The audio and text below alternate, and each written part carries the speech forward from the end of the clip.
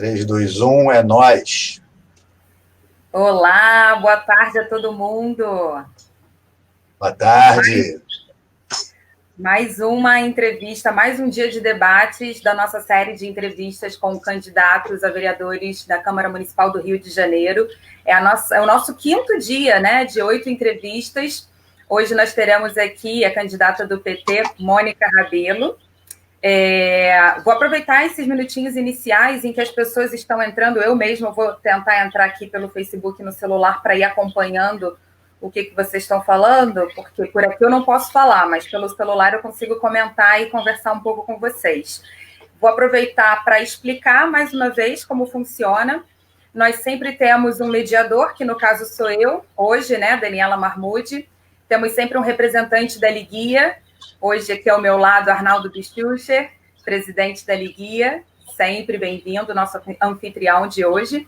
E, além da Mônica Rabelo, nós teremos o convidado especial, que é aquela pessoa que é indicada pelo candidato. É um outro olhar para fortalecer esse discurso. A gente está aqui para conhecer um pouco mais desses candidatos que possam vir representar a causa não só do turismo, mas como do guia de turismo na Câmara.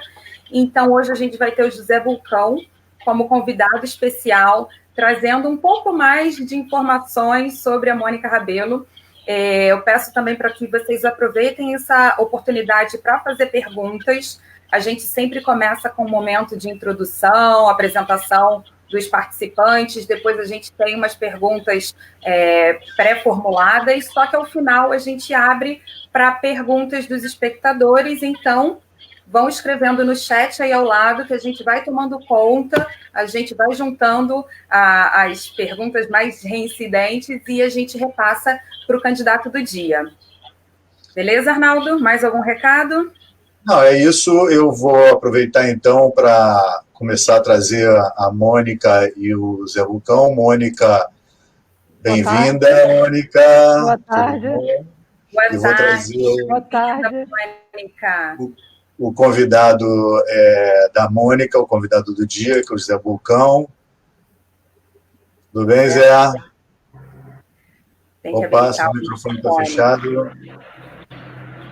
Zé, o seu microfone está fechado. Isso, agora sim. Acabei de ligar. Boa tarde, gente. Tudo bem aí? Boa tarde a todos. Boa tarde, Mônica, Daniela, Arnaldo. Obrigado aí pelo convite. Pois é. E aí é o seguinte, como na introdução, antes de vocês estarem aqui na tela com a gente, a Daniela estava explicando que a gente está na 5ª entrevista de uma série que a gente escolheu alguns candidatos a vereadora que tem alguma que seja qualquer ligação com a nossa atividade, que é a atividade de turismo. E a Mônica foi uma das pessoas que durante essa pandemia, inclusive, me convidou para uma dessas lives para a gente poder trocar uma ideia, porque turismo é cidade, né? Turismo, a cidade tem que estar preparada para o turista e para o cidadão, e uma coisa não é antagônica à outra. E eu sei que a Mônica tem uma preocupação muito grande com essa questão da cidade em si. E então é a 5ª entrevista dessa série, e a gente já de antemão, viu, Mônica, a gente te convida que todo mundo que está sendo entrevistado, no dia 10 de novembro, já quase véspera da eleição, todos os que participaram dessa série de entrevistas, a gente quer reunir para fazer um pequeno debate sobre o tema também. Então, você já fica aí de antemão já convidada também para essa segunda oportunidade. Então, é isso, é dizer que a gente está aí, a nossa Associação Liguia, que é a Liga Independente dos Guias de Turismo, nesse mês completando um ano desde a sua formalização, mas completando quase 3 anos desde que a gente teve a ideia de começar esse movimento chamado Liguia, e que a gente tendo essa oportunidade de poder contribuir de alguma maneira para essas eleições que a gente tem pela frente. Então é isso, dar as boas-vindas e deixar com a Daniela aí, que a Daniela é que é a mestre cerimônia aí. Então vamos lá? Bem, eu já expliquei mais ou menos, expliquei para quem está nos assistindo como vai ser, a gente vai ter um momento de abertura, o Arnaldo fez a abertura dele um pouquinho, eu vou pedir para ele falar mais um pouco sobre esse 1 ano de formalização. Na sequência, eu vou pedir também para a Mônica se apresentar, para o Zé Bulcão falar de qual é a sua relação com a candidata. Depois eu trago umas perguntas e, no final, a gente abre para perguntas de quem está nos assistindo pelo Facebook. Antes de mais nada, mais uma vez, bem-vindos. Gostaria de falar um pouquinho do convidado, né? Porque a Mônica vai ter um tempinho para falar um pouco sobre ela, mas o Zé Bulcão tem uma breve introdução sobre ele para a gente saber quem é esse convidado especial. Ele é um analista de sistemas, né? Com atuação na área de projetos e na área comercial do setor privado de tecnologia da informação e telecomunicações por 32 anos. Só que hoje ele está se dedicando a um projeto Estados Gerais da Cultura, que é um movimento pela valorização da arte, da cultura e da ciência brasileiras e pela recriação de um Ministério da Cultura com independência e funções de Estado. Então, mais uma vez, seja bem-vindo. Também tem tudo a ver com turismo, como o Arnaldo estava falando, esses candidatos que a gente convidou para participar, eles têm, de alguma forma, uma relação com o turismo. E essa série de entrevistas é para que os guias de turismo conheçam melhor esses candidatos, porque a gente precisa de representação não só do setor de turismo, né, representando grandes empresas, grandes corporações, mas os guias de turismo autônomos que, em momentos de crise, são relegados para segundo lado, mas é a gente que está ali à frente, recebendo todo mundo, e muitas vezes nem só apresentando, mas também defendendo a cidade com unhas e dentes, em situações às vezes difíceis, para garantir que ela seja conhecida como cidade maravilhosa. Então, Mônica, primeiro, Arnaldo, você poderia falar um pouquinho desse 1 ano de formalização, a importância desse momento agora para o turismo? Só para uma coisa rápida, porque eu acho que o principal aqui é a Mônica, que está sendo convidada, porque é uma candidata a ocupar uma vaga na Câmara, mas para dizer que assim, é um prazer muito grande a gente poder estar fazendo esse trabalho nessa categoria tão precarizada que são os guias de turismo, por serem autônomos.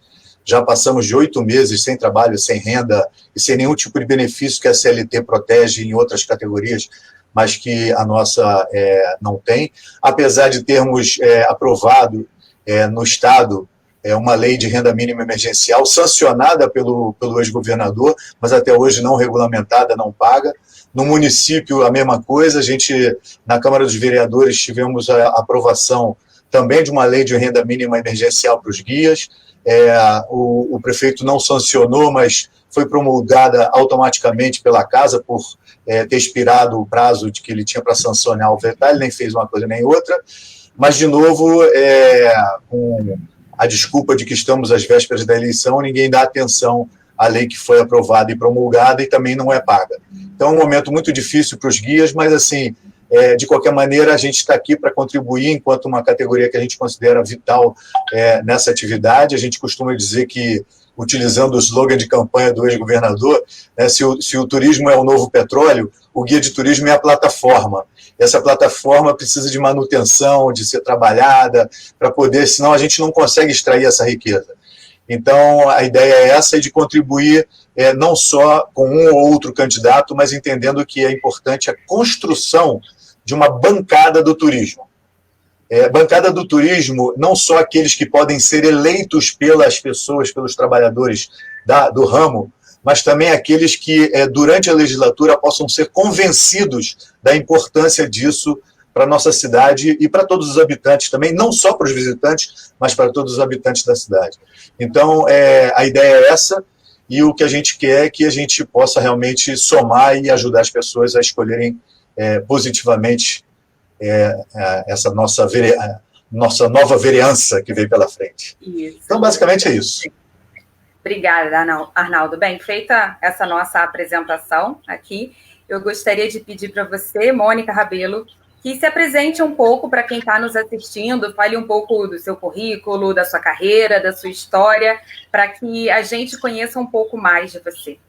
Por favor. Olá. Obrigada, Daniela. Boa tarde, Arnaldo. Boa tarde, Bulcão. Obrigada, Liguia, para organizar esse debate tão importante nesse momento político que a gente está vivendo, onde toda a plataforma é super importante para os candidatos se apresentarem e poderem convergir juntos, né, na criação de um projeto. Eu já falei, muita gente me conhece, mas é bom sempre repetir. Eu sou filha de exilado, eu saí do Brasil após o golpe de 64, eu saí em 65, fui encontrar meu pai em Santiago, né, em 65, meu pai já estava exilado lá. Tinha passado pela Bolívia, mas como sempre houve um outro golpe de Estado, aí meu pai correu para o Chile e adiou por mais um ano o nosso reencontro, que seria na Bolívia, acabou sendo no Chile.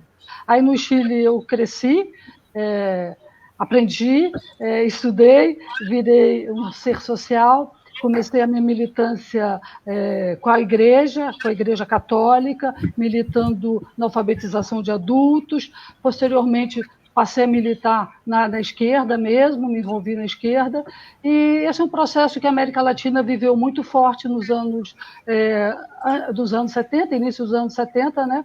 Que a Igreja tinha um papel muito importante de solidariedade, de ouvir as pessoas. Isso me envolveu muito e eu sou muito grata a esse trabalho que a Igreja fazia na época. Eu me envolvi seriamente no processo da eleição do Allende, a permanência, na luta pela permanência da Allende, foi uma construção socialista única na América Latina, única depois de Cuba, claro. É exatamente por isso também que foi derrubada, porque eles tinham medo que surgisse no Chile uma nova Cuba, né? E o Chile se organizou, teve uma organização muito forte, popular, para deter o avanço do fascismo. Não conseguimos, mas ficou na história todo um processo de organização que eu gosto sempre de falar, que foram as juntas de abastecimento e preço, organizado pelas mulheres, sobretudo mulheres, para manter a comida em casa. Os caminhoneiros fizeram uma greve horrorosa de meses em meses, desabasteceram completamente a cidade, e os comerciantes trabalharam no mercado paralelo. Aquela pré-golpe, sabe? Você prepara um golpe assim, você prepara derrubando a estrutura, derrubando o apoio popular das pessoas. Se falta pão, as pessoas derrubam o presidente, vocês sabem disso. Mas mesmo assim, eles tentaram, pelo povo eles não conseguiram derrubar chamando a população. Tanto que uma semana antes do golpe, que matou o Allende, teve uma manifestação em Santiago de mais de 1 milhão de pessoas. O Chile é desse tamanhozinho, imagina em 73, 1 milhão de pessoas nas ruas de Santiago. Foi um momento muito emocionante, um momento muito forte. Bom, aí eles tiveram que destruir a bala e a tiro e repressão, e acabando com todo um projeto de proposta socialista. Eu quero lembrar que o Allende foi eleito, não foi nenhum colocado através de um golpe, foi eleito democraticamente pelas urnas e foi derrubado pelas armas. Então é bom a gente lembrar. Bom, novamente, eu virei apátrida, achava que eu era chilena, mas não, no final de contas eu não era chilena, quer dizer, meu coração era, mas eu fui apátrida e saí de novo com a roupa no corpo, conseguimos asilo na França. Chegando na França, eu me encantei. Imagina, você sai de um país maravilhoso que era o Chile, mas meu irmão também ficou 4 meses preso, sofrendo tortura. Quer dizer, todo um passado difícil que a gente chegou na França, o mundo se abriu. Primeiro se abriu porque o Chile era um país muito fechado, atrás das montanhas, era um país completamente diferente que a França nos apresentou, né? Claro, aquela dificuldade de aprender francês, mas quando você é jovem, você aprende tudo muito rápido e você descobre todo o mundo. E a França, naquele momento, eles tinham um projeto muito de terra de asilo, que eles chamavam France Terre d'Asile, que eles davam asilo para as pessoas, e isso gerou uma empatia com o povo francês que eu me identifiquei imediatamente. Eles nos acolheram, nos deram roupa, nos deram comida, nos deram teto. Isso criou toda uma sensação que você estava de novo num lugar protegido. E aí foi que lutei pela anistia, estudei na França, tive filho na França, quer dizer, a minha vida se desenvolveu e sempre ligada na questão da América Latina, sempre ligada ao Brasil, e aí veio a anistia 79. Aí cheguei, 79 começou tudo de novo, cheguei no Brasil, praticamente reaprendi a falar o português, porque eu falava, mas imagino que o sotaque não era assim muito carioca, né? Aliás, eu sou mineira, nasci em Belo Horizonte, mas eu cheguei no Rio de Janeiro em 79, me apaixonei loucamente pela cidade, é uma paixão assim única, uma paixão eu posso ir embora, posso passar 1 ano, 2 anos fora do Rio de Janeiro, mas o meu coração é no Rio de Janeiro. Me apaixonei pelo Botafogo também, sou botafoguense, sempre ser bem carioca, né? E tá aí fui trabalhar na Prefeitura do Rio de Janeiro, sorte minha. Primeiro eu trabalhei no Circo Voador também, que foi uma experiência maravilhosa. Eu trabalho com cultura, né, com produção cultural. Produzi vários discos, trabalhava com produção independente. Tive uma gafieira no centro da cidade, imagina, em 83, éramos 2 moças donas de uma gafieira, apaixonada pelo centro da cidade. Eu acho que o centro da cidade do Rio de Janeiro, ele sempre foi muito abandonado, mas é de uma riqueza, de uma cultura que assim, impressionante. Aí fui trabalhar na prefeitura e naquela época tinha um projeto muito lindo na prefeitura que chamava Corredor Cultural. Tinha uns meninos, uns arquitetos que trabalharam para recuperar o casario, dando por isenções fiscais. Foi um projeto assim de você se apaixonar, e eu me apaixonei pelo centro do Rio através do Corredor Cultural. Hoje o Corredor Cultural ele existe, mas não tem mais aquela força, não existe um projeto político para o Rio de Janeiro.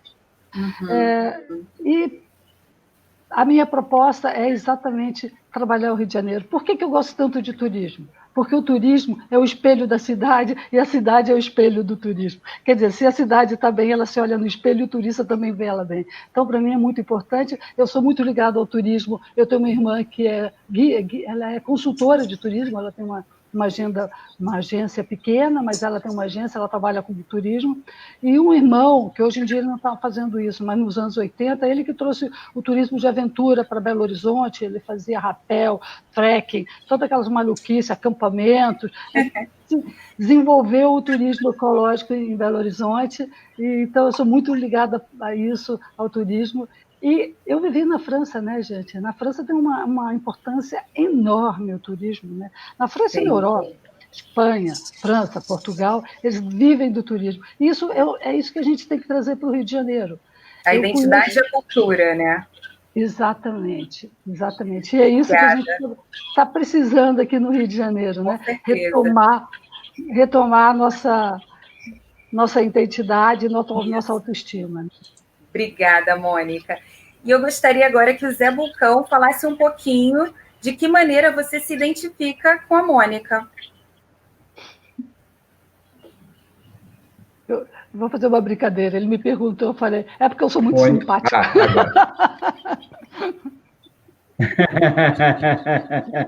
Brincadeira. E que é uma grande verdade. É um dos motivos. Né? Bom, gente, mais uma vez aí, boa tarde aí a todos, né? Daniela, Mônica, Arnaldo, e obrigado aí mais uma vez pelo convite. Bom, primeiramente, acho que assim, a Mônica falou sobre paixão pelo Rio de Janeiro, e eu estou olhando aqui a janela, que está por trás da janela do Arnaldo, e a gente vê a imagem do Cristo, né?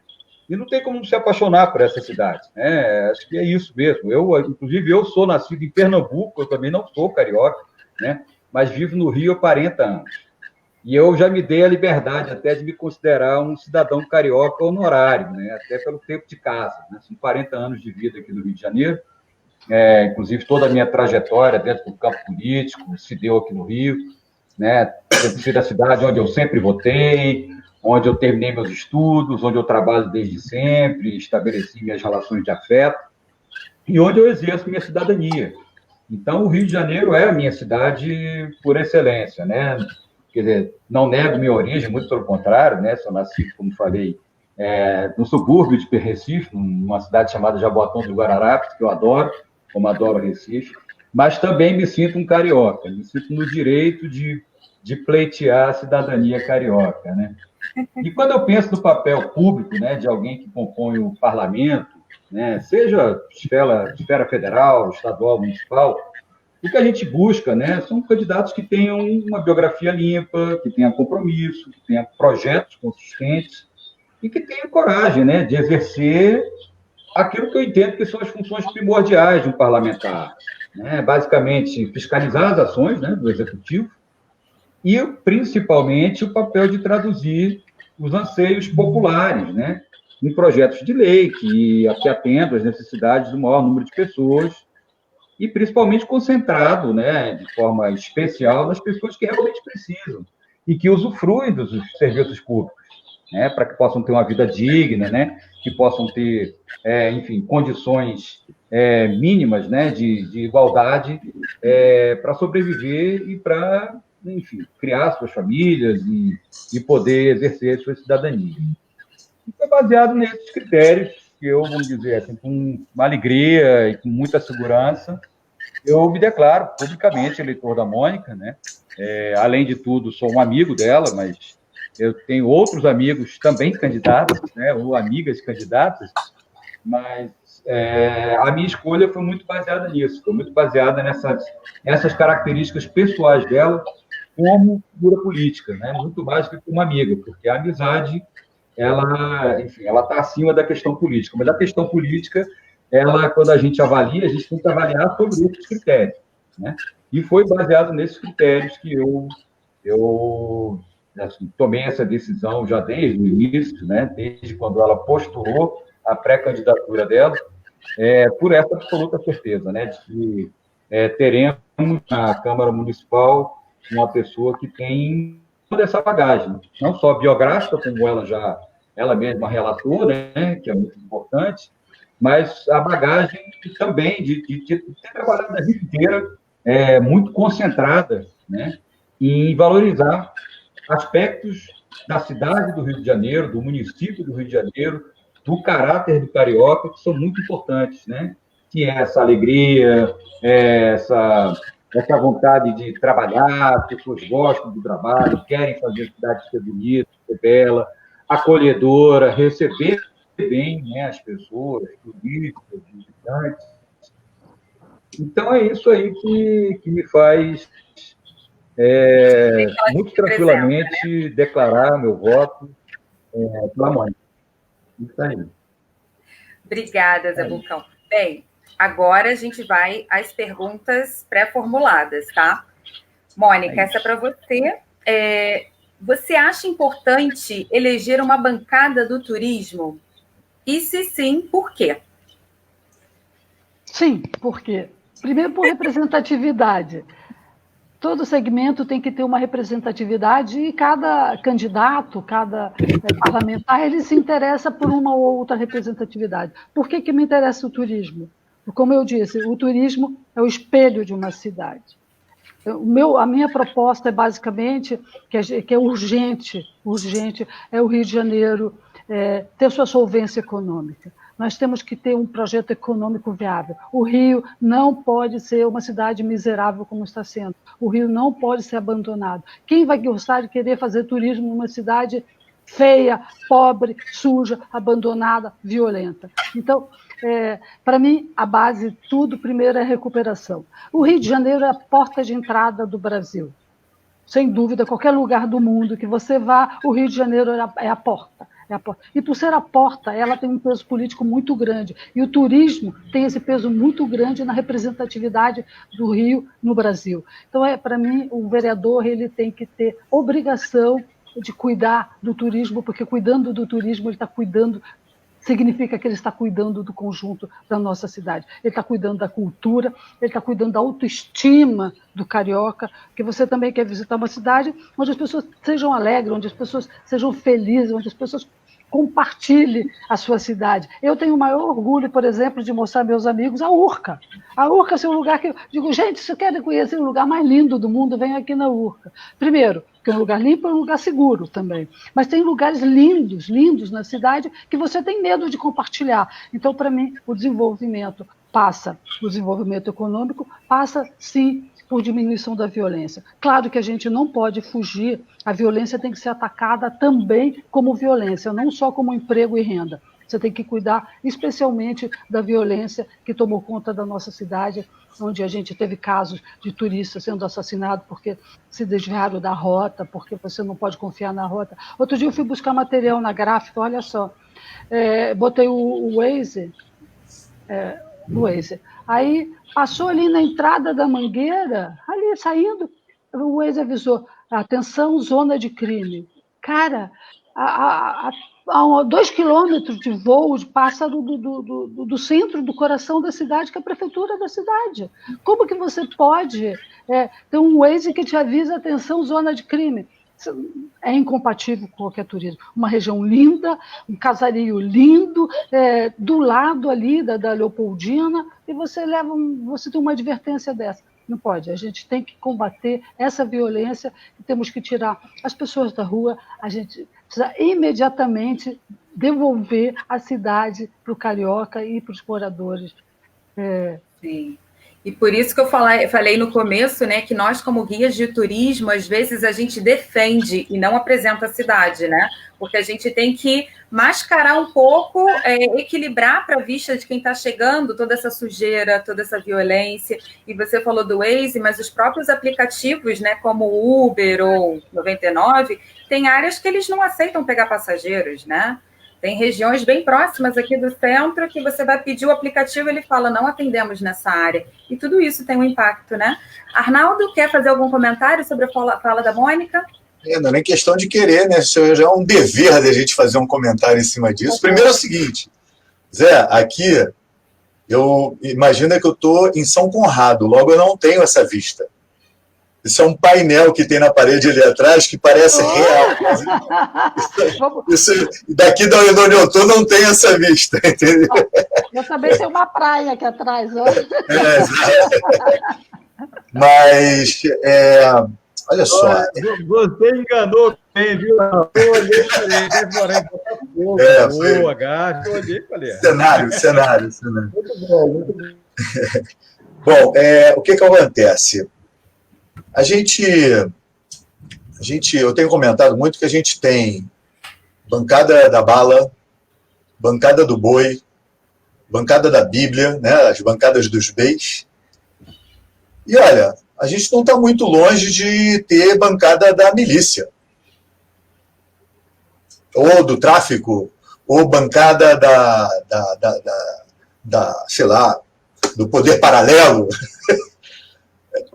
Então a coisa está muito maluca, na minha opinião, nesse sentido, ou seja, as pessoas, por causa de alguma campanha de descrédito para com a política, as pessoas meio que abandonam a política e aí ela é ocupada por outras pessoas, talvez não tão bem intencionadas assim. E essa que eu estou falando da milícia, eu estou falando de notícias de hoje, onde tem vários candidatos. O Duque de Caxias está tendo um problema sério de candidatos que a milícia está matando porque não podem fazer campanha, ou áreas que você não pode entrar para fazer campanha, porque ali só pode aquele que é da milícia. Então a gente não pode tapar o sol com a peneira e fingir que não existe, mas já existe nesta legislatura, no município e no estado principalmente, pessoas que não deveriam estar lá, não é porque eu não gosto delas, não, é porque elas representam algo que é danoso para a nossa cidade e para o nosso estado. Está entendendo? Então eu não posso me abster, e aí é que entra a ideia da Liguia de fazer essa série de entrevistas. A gente não pode se abster de ficar dependendo da boa vontade de um vereador como o Raimon, que é humilde o suficiente para dizer que ele quer aprender com a gente, porque nunca foi a praia dele, mas que ele está predisposto a construir aquela coisa da construção coletiva, e que eu acredito que você também pense assim, como outras pessoas, mas entender que se a gente não fizer esse trabalho, a gente vai ficar à mercê dessas outras pessoas que vão estar na Câmara Municipal. Então, essa história da bancada do turismo é uma iniciativa nossa, da Associação dos Guias de Turismo. É muito difícil, mas é um trabalho que a gente tem que fazer, de trazer todos os trabalhadores do turismo. Porque, basicamente, você só tem representado nessas instâncias, em comissões e tudo mais, só entidades patronais.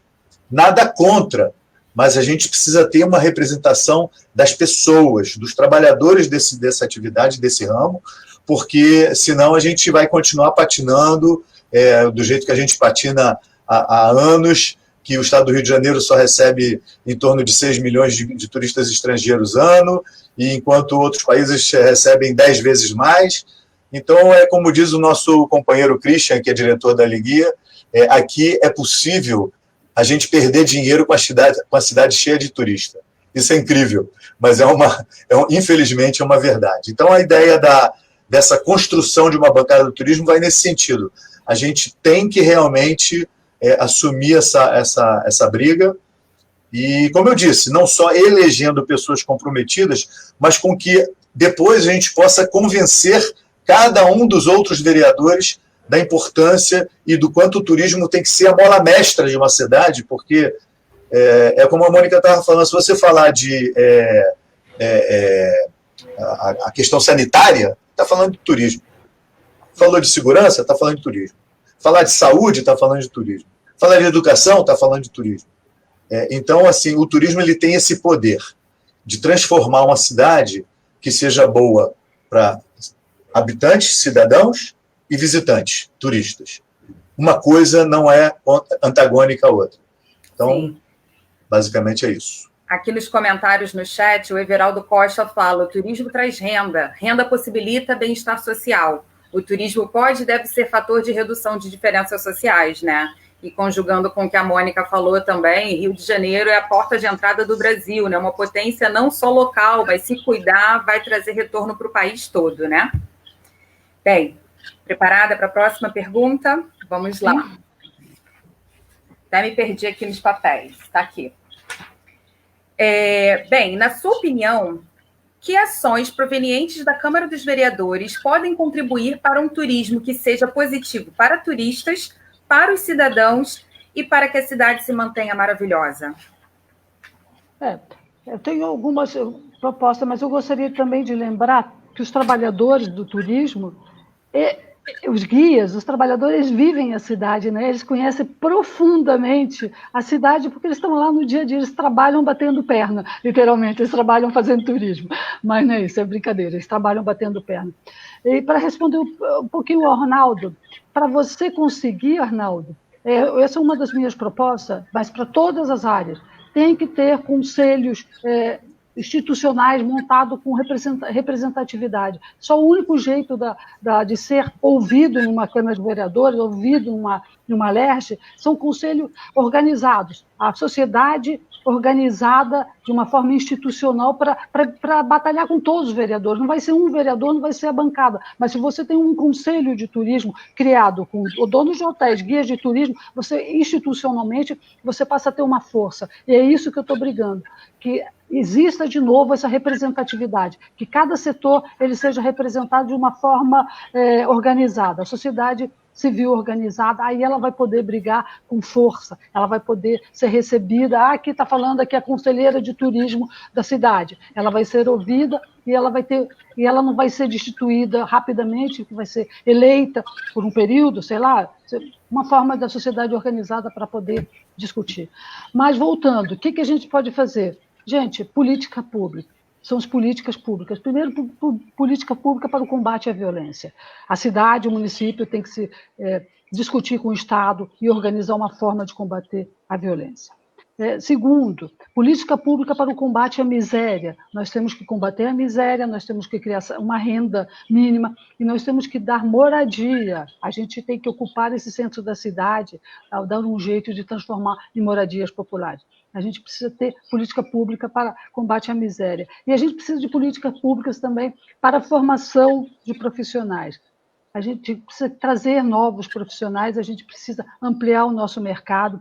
Eu sei que tem muita gente desempregada, vários guias, mas porque a gente está vivendo uma pandemia. Mas se a gente tem um projeto de transformar a cidade numa verdadeira cidade turística, a gente tem que ampliar essa nossa formação.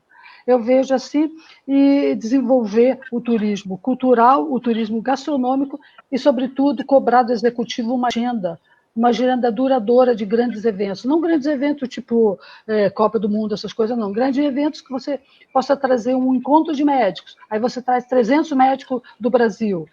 Você faz um encontro sobre arquitetura. você traz 300 arquitetos aqui no Rio. Você faz uma feira de negócios. Eu acho que isso é muito importante para desenvolver e para você manter trabalho o ano inteiro e não depender do turista aleatório que vem aqui passear. A gente precisa criar eventos para sempre manter um fluxo grande de visitantes na nossa cidade, tanto estrangeiro como visitantes nacionais também. Por exemplo, a gente tem alguns bons equipamentos de feira de negócio, mas a perda do Hotel Glória, que era um grande centro de convenções, também atrapalhou um pouco aqui no centro da cidade. A gente tem que pensar formas de ter um centro de convenções assim, que seja num lugar perto do centro para poder revitalizar o centro da cidade. Arnaldo, algum comentário? Primeiro, assim, a gente tinha esse ano, e passou para o ano que vem, por motivos óbvios, o Congresso de Arquitetura, e a cidade do Rio de Janeiro foi a primeira cidade a ser escolhida capital mundial da arquitetura, e por isso que no ano passado a gente realizou um evento que foi o segundo seminário Liguia, com tema sobre arquitetura. Depois fizemos, e ainda não paramos, vamos continuar a fazer, alguns encontros de visitas técnicas com os guias para que eles se capacitem, porque não são 300 arquitetos, são 20 mil arquitetos vindo num evento como esse. Então, esses eventos eles são grandiosos, sim, não só esse tipo de eventos, mas assim, uma agenda, e é muito uma coisa curiosa também, é porque muitas vezes a gente faz propaganda do carnaval, o carnaval já não precisa de tanta propaganda. A gente precisa montar uma agenda no ano inteiro para a gente ocupar o espaço do que a gente chama daquela área sazonal, que é a baixa temporada, né? Mas, vamos lá, eu vou oferecer para você, Mônica, e assim como ofereço para qualquer candidato de qualquer partido, um estudo que a gente já tem ele feito preliminarmente, quase praticamente completo, eu diria, um estudo que já eu mesmo pessoalmente apresentei para a cúpula da Guarda Municipal do Rio de Janeiro, que ficou com uma cópia, mas nunca colocou em prática, que é um plano de mobilidade turística.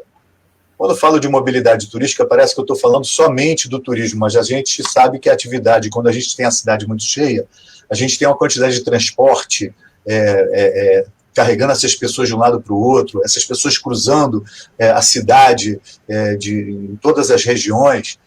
Se a gente não tiver isso organizado, acaba que a gente realmente aí a gente tem uma atividade que vai atrapalhar o dia a dia da cidade, vamos dizer, considerado normal.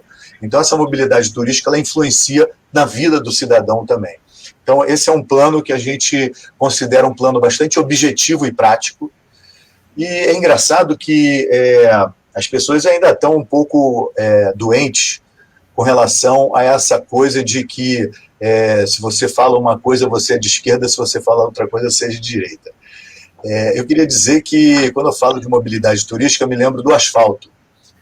E o asfalto não é nem de direita, nem de esquerda. O asfalto é asfalto. O asfalto é de direito. A gente paga um imposto para que a gente tenha um asfalto não só lisinho, bonitinho, mas sinalizado, pintadinho, bonitinho, para a gente poder circular, a gente se deslocar na cidade. Então não adianta quando a gente fala de mobilidade turística, a gente não está falando de um plano nem de esquerda nem de direita, a gente está falando de um plano de direito, que a cidade tenha o direito de ter, né? Só que, infelizmente, aí sim, nem a direita nem a esquerda brasileira nunca levaram isso tão a sério de verdade, ou seja, que a gente tenha essa atividade, principalmente numa cidade como o Rio de Janeiro, como mola mestra do plano estratégico da cidade. E eu gosto de repetir sempre um exemplo, que é um exemplo péssimo, mas precisa ser dito. Paraty, a única indústria que eu saiba é turismo. Tirando a cachaça, que tem ainda alguma coisa, mas não é uma indústria. Mas a indústria forte mesmo é o turismo. Então, Paraty, a Secretaria de Turismo de Paraty, o orçamento da Secretaria de Turismo de Paraty é 1,2%. Isso não me parece nada óbvio na cabeça de uma pessoa que consegue raciocinar um pouco e entender o que representa o turismo para uma cidade como Paraty. É lógico que na cidade do Rio de Janeiro existe uma diferença muito grande em função da quantidade de indústrias que a gente pode gerar dentro da cidade, mas a importância do turismo para uma cidade como o Rio de Janeiro, eu não tenho dúvida de dizer que é da maior importância. Você falou que é porta de entrada, ela é a principal porta de entrada para turistas estrangeiros. mas é o destino mais buscado por brasileiros. Então, a gente não está falando nada absurdo, a gente fala que a bancada do turismo é essa que vai poder dar direção para todo esse plano estratégico que a cidade tem em todas as áreas, né? Em todas as áreas. Então, essa contribuição que eu poderia dar.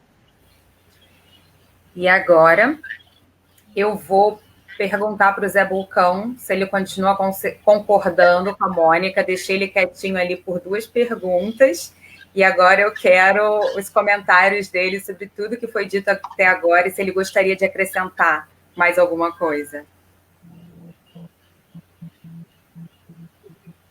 Obrigado, Daniela. Não, tem pouca coisa para acrescentar, na verdade, assim, acho que o papo está sendo muito, muito rico, né? E eu estou aprendendo muito aqui, inclusive, com os comentários seus, do Arnaldo também, e vou dar até um depoimento pessoal, né? Baseado até na minha vida profissional. Eu como falei, né? Como foi dito por você, Daniela, eu tenho uma experiência minha vida toda foi no setor privado, e eu trabalhei em multinacional inglesa, francesa, americana, toda a minha carreira. E, claro, que faz com que a gente receba muita gente de fora aqui, né? A própria atividade profissional que eu exerci de empresa. E é curioso, eu nunca vi ninguém se queixar, né, de fazer esse turismo de negócios, vamos dizer assim, no Rio de Janeiro, né?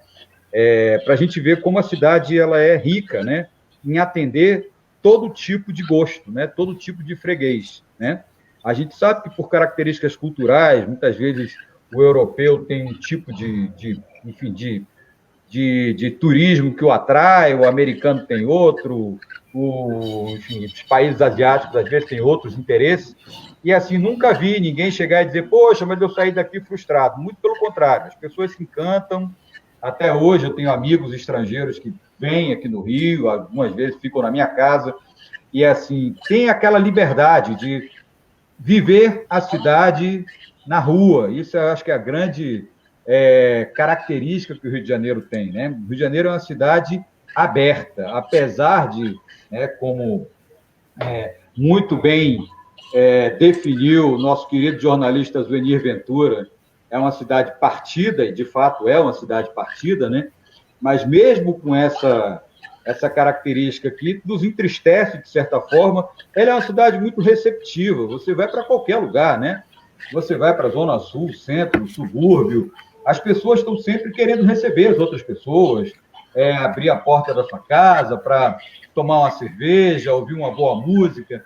E isso eu percebi na minha vida inteira trazendo gente de fora para cá, né? E a gente sabe que o turismo não se faz somente com os visitantes de outros países, como muito bem disse o Arnaldo.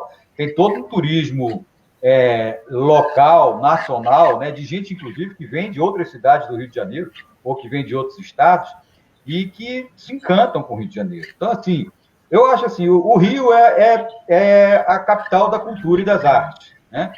Que são 2 setores que eu acho que são importantíssimos, né, para a geração de emprego, para a consolidação da nossa identidade, inclusive, a identidade brasileira e a identidade do carioca também, e são especialmente imprescindíveis, né, para atrair um turismo saudável e rentável, né, para o município, né? Esse tipo de turismo é um turismo que ele se replica, né?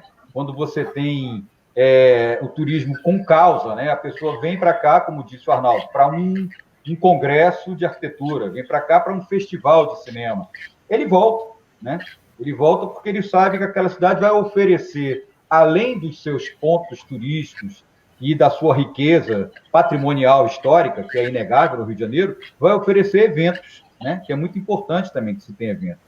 Então, assim, eu vejo o Rio com toda essa beleza natural que o Rio de Janeiro tem, né? Uma geografia que beneficia eventos de entretenimento, evento esportivo, eventos turísticos totalmente diferenciados e que, assim, raramente se encontra em outras cidades, né? A gente viaja, eu viajo muito pelo Brasil, esse ano não, né, pelos impeditivos da pandemia, mas gosto muito de viajar e converso com pessoas que são viajantes também, contumazes, que, assim, ninguém encontra em outra cidade esse conjunto de características que o Rio de Janeiro tem. Então, acho que não é à toa até que a gente foi escolhido, né, para ser a sede das Olimpíadas de 2016, foi um dos mais importantes palcos aí da Copa do Mundo, e, claro, com absoluto respeito a todas as cidades brasileiras que realizam o Carnaval, é inegável que o Rio de Janeiro é a capital mundial do Carnaval, que é um evento de assim, uma relevância mundial, né? Então, assim, além disso tudo, né, acho que assim, tanto evento importante, né, no campo social, no campo ecológico, né, a gente teve a Rio 92 aqui, depois teve a revisão da Rio 92, 20 anos depois, todos esses eventos que a gente tem da área de indústria criativa, as convenções que são ligadas ao setor de serviços, convenções médicas, arquitetura, como disse o Arnaldo, nas áreas de telecomunicações, por exemplo, de tecnologia como um todo, né? O Rio de Janeiro é um polo também de desenvolvimento de tecnologia, né? A gente tem, não é à toa, que tem a sede da Petrobras aqui no estado. Então, assim, é caso do cinema, por exemplo, né? O Rio de Janeiro teve a Rio Filme, gente. O Rio de Janeiro foi o único, né, estado brasileiro que tinha uma empresa de fomento do cinema, uma empresa pública para fomentar o cinema, né?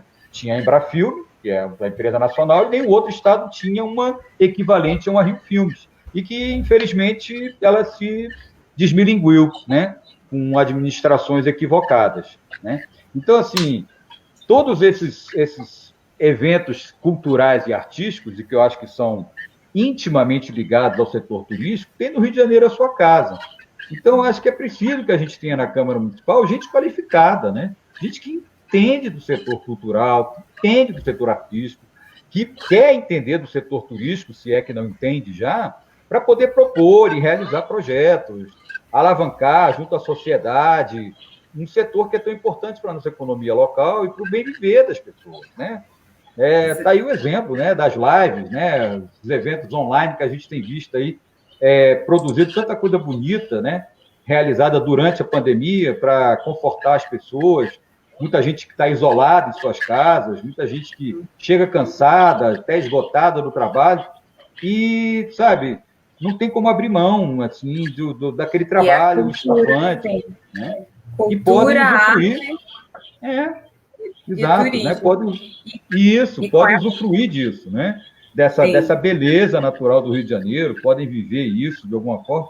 Então, assim, mais importante do que está provado, né? Eu acho que é desnecessário fazer essa prova, né? O Rio de Janeiro é isso. O Rio de Janeiro, a sua economia tem uma dependência muito grande, como vocês falaram e conhecem muito melhor do que eu, mas é a minha visão como cidadão, como depende, né, do turismo, porque, poxa vida, é uma engrenagem econômica para o Rio de Janeiro. Sim, e uma boa engrenagem econômica. Com essa sua fala também, eu estava só esperando essa sua deixa falando da representatividade na Câmara, que era para concluir que você também é a favor da bancada do turismo, não é isso? Sim, claro. Com certeza andam por favor. Como o Arnaldo cultura, falou, vamos tirar as bancadas do mal. Vamos tirar as bancadas do mal e vamos botar as bancadas do bem lá dentro da Câmara. Do turismo, da arte, da cultura, do emprego, da renda. Essas bancadas é que tem que falar. Para que a gente retome o poder sobre a nossa cidade, não é mesmo? Eu só quero deixar claro uma coisa. Porque quando o Zé fala de bancada do mal, eu não quero que me entendam diferente quando a gente fala da bancada da Bíblia. Eu tenho origem judaica, a minha Bíblia é somente o que é chamado pelos cristãos de Velho Testamento, eu gosto da minha religião, eu sigo ela, a única questão é que, de novo, essa mistura de religião com política é que não nos leva a um futuro interessante, porque eu acho que qualquer bancada que se intitule de alguma religião, ela vai querer, de alguma maneira, impor as suas ideias, as suas crenças, e não deixar, porque eu estou falando isso, porque durante o governo Garotinho e Garotinha, houve uma tentativa, isso é importante de se falar, de se mudar o currículo das escolas públicas para se parar de ensinar o evolucionismo de Darwin e se ater só ao criacionismo. Imagina, eu falo isso, eu fico arrepiado, mano. Entendeu? Então, quando eu falo da bancada... Estão tentando, viu? Estão tentando. Mas quando eu falo de bancada da Bíblia, não é criticando a Bíblia. Não, pelo contrário. Também quando eu falo bancada do mal, é isso, né? Assim, mas é bom deixar claro. É laica, né? As casas políticas devem ser laicas, mas eu sou um assim, mas defendo plenamente a liberdade religiosa, todas as religiões. As pessoas exerçam as suas liberdades religiosas, mas eu acho que na política e no parlamento, eu acho que o que deve valer realmente são os valores laicos, porque é isso, né? Para que a gente... a minha preocupação é só deixar claro, porque... É bom deixar claro, é bom. Porque as pessoas sabem como é que está o negócio hoje em dia, né? Eu vou até mudar a ordem das perguntas aqui, porque eu acho que a pergunta número 4 tem mais a ver com isso que a gente está falando agora, que é um pouquinho sobre a experiência do que está acontecendo no Chile agora, né? Que chama a atenção da gente algumas novas regras, como, por exemplo, a obrigatoriedade de um número igual entre homens e mulheres, né? A gente fala muito dessa questão da representatividade de gênero, aqui a gente tem muitos obstáculos, né, com relação a esse tipo de representatividade, e também de outros segmentos que continuam com nenhuma ou muito pouca representatividade na Câmara, ao passo que outros segmentos de atividades irregulares e ilegais vêm crescendo. O que você acha, Mônica, que é preciso fazer para combater esse tipo de realidade e para que a gente alcance, de fato, uma representatividade na Câmara que seja um espelho da nossa sociedade? Muito, muito importante essa pergunta. Eu só queria complementar uma coisa que o Arnaldo agradeceu, esse plano de mobilidade que ele falou. O Rio de Janeiro, a gente fez uma série de lives sobre o Rio de Janeiro e o grande problema que todo mundo colocou é a mobilidade. A gente não pode deixar de discutir a questão da mobilidade, tanto para o turismo, tanto para o lazer e tanto para a cultura, porque o nosso transporte é um transporte de gado, é um transporte trabalhador, ele só funciona para levar e trazer para o trabalho. Ele nunca pensou o lazer das pessoas, esse transporte nunca pensou, esse projeto de mobilidade nunca pensou o lazer das pessoas. Então, é muito importante que a gente pense isso muito bem antes de qualquer outro projeto. Agora, sobre a representatividade, o Chile está vivendo uma experiência maravilhosa, né? Eles conseguiram votar a favor de um plebiscito que vai votar uma nova constituinte. A gente está muito contente com isso, mas a gente tem que tomar muito cuidado para também quem eles vão eleger para essa nova constituinte, tá, gente? Uma constituinte é uma coisa muito séria e se a esquerda ou os setores progressistas têm que investir muito na eleição desses representantes que vão mudar a nova constituinte. E uma questão que apareceu muito no Chile foi a forte presença feminina nas lutas, né? As mulheres cresceram enormemente, ocuparam um espaço enorme, um espaço de revolucionário, um espaço de transformação, e isso mudou completamente todo o panorama do parlamento. Então, agora, a obrigatoriedade de ser 50% mulheres e homens é fundamental em qualquer sociedade. Mas foi uma conquista, foi uma questão de luta e exemplo das mulheres. E aqui no Brasil, a gente pena, nós temos um projeto de paridade, mas nós não temos, nós temos 15% no máximo de representatividade nos parlamentos e nas prefeituras muito menor, então nós temos que lutar. O que devemos fazer é assumir essa luta. Eu sou do PT, do Partido dos Trabalhadores, o PT tem um projeto, mas também não é assim tão profundo. Não tem nenhum partido ainda que tenha uma proposta que seja 50%, 50%.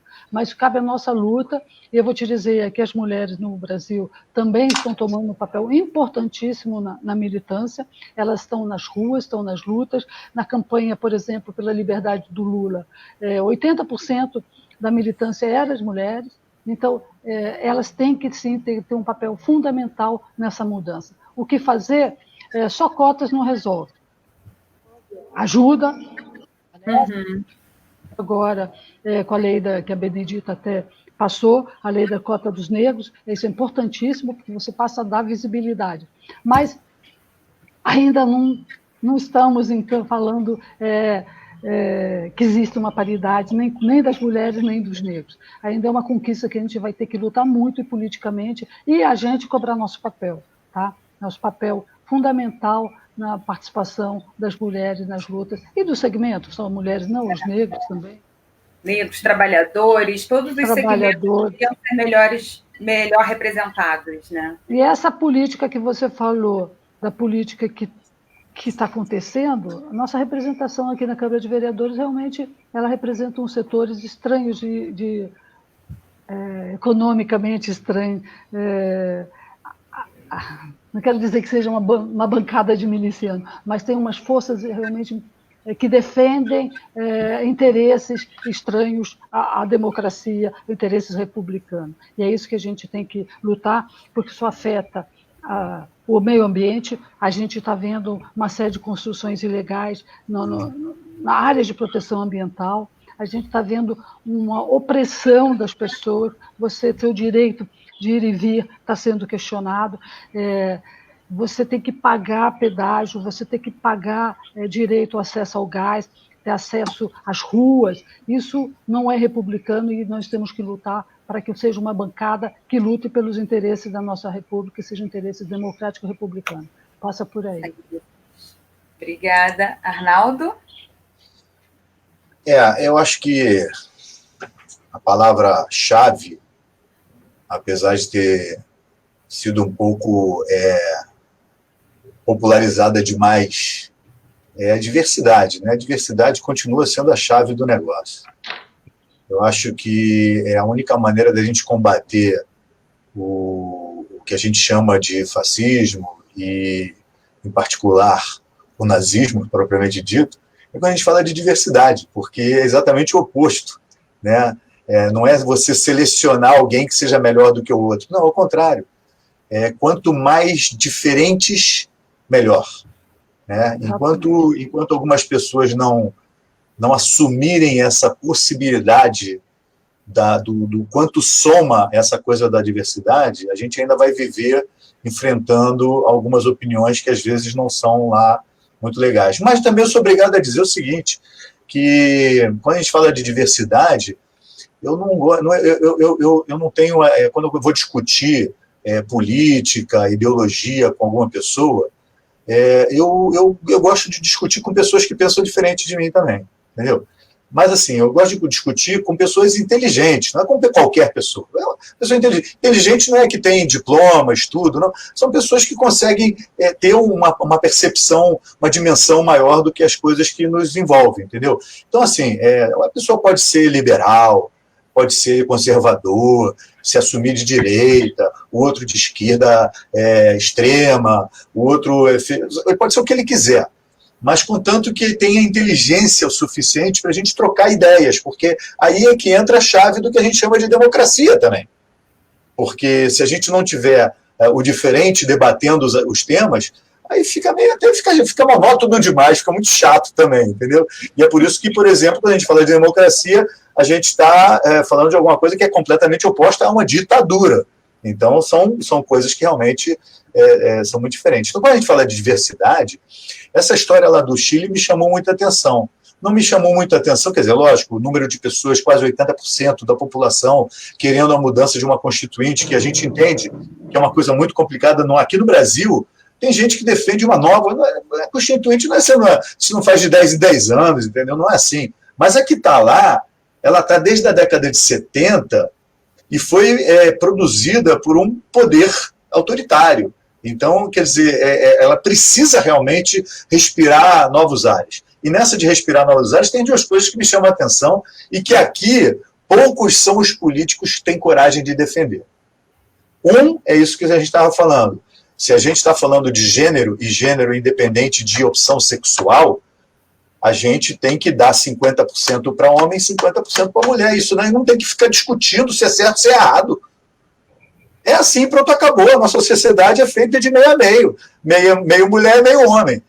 Mas tem trans, aí a gente está falando de opção sexual, falando de gênero. Assim, as trans que hoje já têm a documentação feminina vão ser do lado feminino, vão ter as vagas do lado feminino. E os trans que são homens hoje em dia vão ser... Mas a questão é que a gente tem que ter um equilíbrio nisso daí. E é lógico que a gente está falando de mulheres, quando a gente falar também da questão racial, se a gente fizer uma pesquisa de verdade, um censo que a gente não teve esse ano, para saber qual é a proporção de negros no Brasil, de brancos no Brasil, não sei o quê, a gente tem que respeitar essa proporcionalidade. Também, sem querer dizer e afirmar que só pelo fato de ser negro, ou só pelo fato de ser mulher, ou só pelo fato de ser isso ou aquilo, vai ser uma pessoa boa para contribuir num parlamento. Não é assim também, não. Mas, assim, a gente tem que partir de um princípio. Sim, mas desculpa, Arnaldo, mas também entrar nesse discurso fácil de dizer que não pode chamar uma mulher porque precisa de qualificação, é dizer que metade da população você não... Porque nós somos até um pouco mais da metade, você não consegue encontrar pessoas qualificadas, isso também é um achismo. Se eu falasse isso aqui em casa, eu não estaria aqui conversando com vocês, porque eu tenho 3 ex-mulheres, uma atual, 3 filhas, uma enteada, macho mesmo sou eu, 2 cachorros e o gato. Então, quem manda aqui são as mulheres. Entendeu? E eu quero que continue assim, porque, inclusive, acho que existe algo por trás desse ser feminino que é melhor do que o nosso. Acho que a diferença do ser feminino traz algo, e aí tem a ver com maternidade, tem a ver com uma opção de coisa, que eu acho que a nossa sociedade devia entender isso e entregar na mão das mulheres essa administração, porque ia ser bem melhor, entendeu? Então, basicamente, é isso. Benedita prefeita. Bem, Zé, e você? Quer comentar um pouco? Vamos lá, Daniela. O que eu acho? Eu acho que assim, praticamente tudo já foi dito aí, né? Acho que a Mônica já contou bem a história. Eu acho que, mais uma vez, aqui, como eu estou basicamente para pontuar aí, fazer minhas pontuações aí a respeito do como eu vejo a candidatura da Mônica, assim, a Mônica tem um histórico, mais uma vez, vamos lá voltar à biografia, né? A Mônica foi uma das pioneiras, né, num movimento feminista, e talvez um dos primeiros movimentos feministas organizados, de mulheres brasileiras quando ela viveu na França, né? Quando ela viveu em Paris. Ela não contou em detalhes essa história, talvez tenha esquecido, mas ela é muito importante ser contada, porque foram mulheres, basicamente todas mulheres exiladas, ou, enfim, né, de famílias de exilados, e que criaram um movimento muito bacana lá de defesa, né, das pautas feministas. E isso ela traz no DNA dela, né?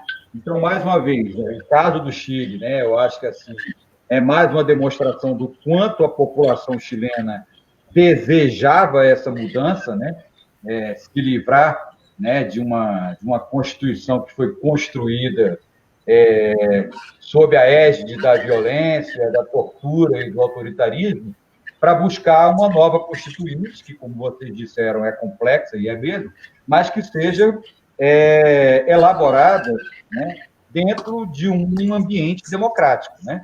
E eu acho que, para garantir essa democracia, essa exigência, né, da paridade, né, que a nova Casa Constitucional, o novo parlamento, seja metade de homens e metade de mulheres, eu acho que é uma senhora conquista, né? A gente precisa entender que essas conquistas, elas são necessárias, elas poderiam não ser preciso, né, se o mundo fosse justo e as pessoas fossem efetivamente coerentes, mas não é, né? A gente vive hoje estados que são baseados no patriarcalismo, né? Com base no racismo estrutural, isso é um fato. Então, assim, eu acho que a gente falar hoje, por exemplo, da Constituição brasileira, e qualquer questionamento com relação à Constituição brasileira, não faz sentido, porque a nossa Constituição ela é boa, né? Ela foi uma Constituição construída justamente dessa forma, né? O Brasil estava retomando a democracia, estava com essa vontade de construir uma carta plena, uma carta democrática, uma carta que integrasse, né, enfim, todos os cidadã, povos, uma carta cidadã. Isso. O que falta é só os nossos agentes públicos do governo respeitarem a nossa Constituição, que não está sendo respeitada. Se ela fosse, seria ótimo, né? Então, é a falta de respeito à Constituição. Agora, sem dúvida, que a gente precisa ainda avançar muito nas questões de justiça social, com base em gênero, eliminar o racismo estrutural, que é um fato que a gente tem no Brasil. A questão da homofobia é muito séria, né? E a gente vive isso em todo o território nacional. O Rio de Janeiro sofre com isso também, apesar de ser uma cidade progressista, né? O Rio de Janeiro deixou, né, algumas características progressistas que ela tinha, né, em função aí dessas mudanças todas que houveram, que a gente já falou aqui, né? Ela foi tomada por determinados grupos ultra-reacionários, né? O que é uma pena, porque perdeu essa característica de ser uma cidade muito diversa, né? De ter muita diversidade. Então, assim, a integração, né, de todas as populações marginalizadas, né, seja economicamente, seja por questão de gênero, raça, enfim, o que for, elas precisam acontecer. Essas mudanças elas têm que acontecer e têm que acontecer através de políticas públicas, né? Tem que ser política pública e tem que ser um trabalho de conscientização da população. Eu acho que são duas vertentes, né? Você tem que, sim, então as cotas elas são importantes, estabelecer esse regramento para que você possa incluir, né, grupos minoritários dentro das decisões políticas é imprescindível e, paralelamente, também se fazer um trabalho muito forte de conscientização. E aí é um trabalho muito ligado a setores educacionais mesmo, né? Conscientizar as pessoas que somos todos iguais, gente, que a gente precisa dessa diversidade para poder fazer o país se desenvolver. Estou ficando fã do Zé também, que o Zé, além dele ser da bancada do turismo, ele está fazendo a parte dele também na equidade de gênero, né? Na representatividade, votando na Mônica, então está fortalecendo também esse processo. Abaixo o patriarcado. Total. Oi? Total. Abaixo o patriarcado. Não é? Só quando ele falou do Rio como cidade progressista, né? Eu e Mônica, a gente já se olhou assim, eu acho que a gente precisa retomar essa identidade, que a gente tem se afastado dessa ideia de cidade progressista, né? Mônica, eu e Mônica, a gente se olhou assim, verdade.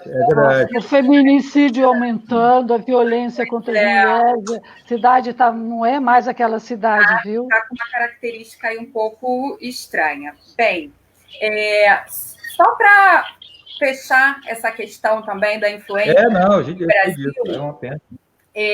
Eu queria saber, Mônica, se você acha, lógico, salva as diferenças, né? Como já foi comentado por vocês, até a Fabiana Bandeira colocou que a nossa Constituição de 88 ela foi feita com base democrática, é bem diferente da antiga Constituição chilena, que veio num governo ditatorial. Mas o Chile ele foi utilizado, né, pelo nosso governo neoliberal como exemplo, e você acha que pode vir essa mudança da Constituinte também, pode reverberar de alguma forma aqui para a gente? Eu acho que sim. Primeiro, porque ele é um estímulo, né? Segundo, que a gente aprende que as lutas são permanentes. Não adianta a gente se acostumar. A gente, no período do governo Lula, mais ou menos todo mundo se equilibrou, se afastou um pouco da política. Isso mostra que a gente precisa estar sempre envolvido, porque a gente se achou que ia ser para sempre um projeto cidadão, um projeto democrático, e a gente viu depois do golpe da Dilma que as ditaduras estão sempre presentes. No caso, como o fascismo está sempre aí esperando para dar o bote, né? Não tem como, a luta de classe é permanente, eles vão estar sempre querendo mexer com essa distribuição de renda, acabar com essa distribuição de renda. E essa Constituinte do Chile não era só uma Constituinte autoritária, mas economicamente ela é neoliberal, levou à miséria, levou ao suicídio. As pessoas chegavam aos 60 anos e não tinham aposentadoria e não tinham dinheiro. E isso é muito importante que a gente divulgue, que a gente fale aqui no Brasil. Isso é um exemplo, é o fracasso do neoliberalismo. O Chile ficou beirando a miséria, as pessoas passando fome, sem emprego. Então, é uma constituinte neoliberal. E é isso que nós temos que discutir aqui e mostrar que o neoliberalismo vai levar à fome, como já está levando. Não foi a pandemia só que trouxe a fome. A pandemia só mostrou que existe uma desigualdade muito grande, porque as pessoas atravessaram a pandemia de forma diferente. Teve gente que atravessou de navio e teve gente que atravessou em barquinho de papel. Então, essa desigualdade é muito grande e ela vai aumentar. E a gente tem que lutar para barrar o fascismo, para barrar o obscurantismo, não deixar mexer na nossa Constituinte, gente. A nossa Constituinte ela é cidadã, ela é democrática, ela busca um projeto de divisão de renda, de combate à desigualdade. Gente, o SUS é um combate à desigualdade. No mundo não existe um projeto tão bom como o SUS, que é o Serviço Universal de Saúde. Você não imagina isso. Faz parte de uma luta contra a desigualdade. A escola pública, a universidade pública, tudo isso é um combate à desigualdade. Não é só renda. Se você incorporar isso à renda do brasileiro aumenta muito, muito. Porque nós temos o SUS, nós temos escola pública e nós temos que lutar por ela, Fiocruz, lutar pelas instituições, as vacinas são gratuitas no Brasil. Então, gente, tratamentos de AIDS, que são tratamentos caríssimos, o Brasil cobre, quer dizer, está deixando de cobrir, mas isso faz parte da nossa Constituinte, da nossa Constituição. Então, nós temos que lutar para preservar isso e lutar muito, porque nós estamos perdendo nossos direitos. Tá? E isso que eu quero chamar, o exemplo do Chile, é o exemplo disso, que a gente tem que ter autoestima, a gente tem que saber que política é importantíssima, a gente saber que a gente tem que se engajar em política, que a gente tem que votar certo, a gente tem que escolher nossos candidatos. É para ganhar direitos e não perder, né? Exatamente, porque a gente está perdendo direito e as pessoas ainda não se deram conta que estamos perdendo muito. O neoliberalismo não se sustenta sem a base social. Então, nós temos que colocar o povo na rua, porque senão a gente vai abrir a porta aos regimes autoritários, porque o neoliberalismo só se sustentou no Chile, que era autoritário. E aqui eles estão buscando isso. Aos pouquinhos, assim, uma tesourinha está aí cortando todos os direitos. Gente, é incrível, é impressionante, impressionante. Todos os direitos, conselhos estão sendo destituídos, os conselhos permanentes, tipo conselhos culturais, tipo a EBC. Então, nós temos que tomar muito, muito, muito cuidado, porque nós estamos perdendo todos os direitos. É isso, é o meu recado principal. Vamos votar e votar bem. Não podemos deixar. Arnaldo? Arnaldo está pensativo. Arnaldo. Porque essa é uma questão que eu acho que é das mais importantes, porque a gente vê um embate nesses discursos de Estado mínimo, e na hora que vem uma pandemia, uma catástrofe, uma tragédia, se não é o Estado, a gente não tem saída, não tem solução. E aí ficou-se falando durante anos, aquela coisa da mentira repetida 1000 vezes, que se torna uma verdade, de que se é público é ruim, para ser bom tem que ser privado. E eu tenho uma experiência na minha vida que só prova o contrário. A gente é obrigado a pagar aqui planos de saúde absurdamente caros, para poder ter uma segurança, né, maluca de que a gente pode ser atendido, mas esses planos de saúde também já viraram um INSS da vida quase. Mas a gente teve uma época, a minha filha caçula tem 14 anos, então estou falando de 16 anos atrás, mais ou menos, a gente estava numa mudança de plano de saúde. Eu não me lembro por que motivo, porque hoje eu estou tentando mudar para ver se abaixa um pouco o custo, porque está difícil de honrar, mas naquele momento a gente fez essa mudança e houve uma compra de carência, essas coisas que os planos de saúde fazem, mas de repente a minha mulher descobriu que estava grávida e a gente foi fazer as contas e dava exatamente 15 dias antes de vencer a carência que ela ia ter a neném. E aí a gente está pagando o plano de saúde, mas vai ter que pagar um parto, vai ter que pagar médico, vai ter que pagar uma opção de coisa.